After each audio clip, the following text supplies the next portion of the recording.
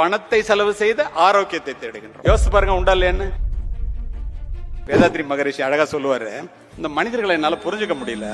உண்ண உணவு, உடுக்க உடை, இருக்க இடம், போதுமான பணம் கிடைச்ச பிறகும் பக்கத்து வீட்டுக்காரனை பாக்குறான், அவன் பணம் நிறைய வச்சிருக்கான்னு தன் ஓட்டத்தை அதிகப்படுத்துறான். அந்த இடத்த ரீச் ஆனோன்னா அடுத்தவனை பாக்குறான், இன்னும் ஓட்டத்தை அதிகப்படுத்துறான். இது எப்படி இருக்குன்னா, ஒருத்தன் நிறைய சாப்பிட்றான் அப்படிங்கிறதுக்காக எல்லாரும் அவனை பாராட்டுறாங்கன்னு வச்சுங்க. அந்த பாராட்டுக்காக அவன் நிறைய சாப்பிட்டுக்கிட்டே இருந்தான்னா எப்படி உடல்நலம் கட்டி இறந்து போவானோ, அப்படி பணத்தை மட்டுமே தேடிக்கொண்டு ஓடுகிறவர்கள் வாழாமலேயே இறந்து போகிறார்கள். இது என்ன வேடிக்கையா இருக்கு அப்படின்னு சொல்லுவார் தலாய் லாமா. சொல்லுவாரு, சிறு வயதிலே மனிதர்கள் தன்னுடைய ஆரோக்கியத்தை செலவு செய்து எதை தேடுறோம்? பணத்தை சம்பாதிக்கின்றோம். முதிர் வயதான பிறகு நம்மளுடைய பணத்தை செலவு செய்து ஆரோக்கியத்தை தேடுகின்றோம். யோசிச்சு பாருங்க, உண்டா இல்லையான்னு. ஆனா இழந்த ஆரோக்கியத்தை பணத்தால பெற முடியுமா? இது ஒரு பெரிய கேள்விக்குறி. இழுக்கலாம், கொஞ்ச நாளைக்கு தள்ளி போடலாம், அவ்வளவுதான். ஆனா நடுப்புற இன்னொன்னு என்ன நீங்க யோசிக்கணும்னா, ஆரோக்கியத்தை செலவு பண்ணி பணத்தை தேடுறது ஒண்ணு, அடுத்து என்ன பண்றோம் பாருங்க.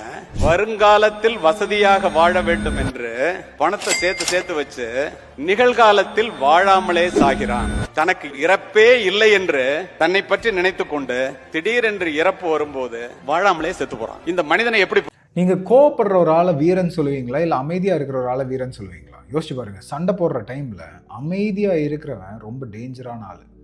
ஏன்னா அவன் கவனிச்சுக்கிட்டு இருக்கான், அவனோட எமோஷன்ஸை கண்ட்ரோல் பண்ண விடல, அவன் மைண்டு கிளியரா இருக்குது. கந்தசாமி படத்துல இந்த ஒரு டயலாக் ஒன்று வரும், அவன் ரொம்ப அமைதியா இருக்கான், அவன் அடிக்கிறது ரொம்ப கஷ்டம். ஏன்னா கோவப்படுறவன் ஹில் கெட் ட்ரிகர்ட், எப்படியாவது அவன் அடிச்சிடலாம்.